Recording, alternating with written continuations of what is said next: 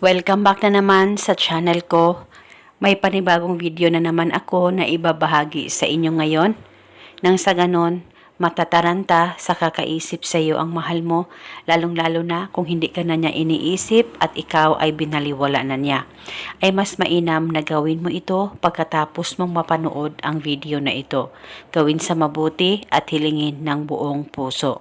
Ito'y napakasimple at napakadali pong gawin, basta dapat walang pagdududa o pagdadalawang isip sa mga ganitong pamamaraan.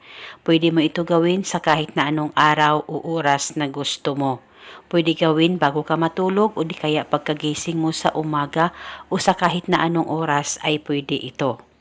Ang gagawin mo lamang, kumuha ka ng baso, lagyan mo ito ng kalahating malinis na tubig o pwedeng punuin, depende po sa inyo. At pagkatapos, hawakan sa dalawang kamay mo ang baso, ipikit ang mga mata mo, pakaisipin mo siya ng mabuti, mag-focus at mag-concentrate ka at ibulong mo ang mga salitang ito.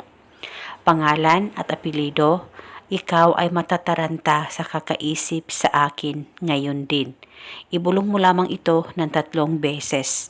Pwede ka rin magdagdag o mag-iba ng hiling kung gusto mo ay wala pong problema. At pagkatapos ay inumin nyo na po itong 1 basong tubig o kalahating basong tubig at dapat ubusin nyo po ang pag-inom nito.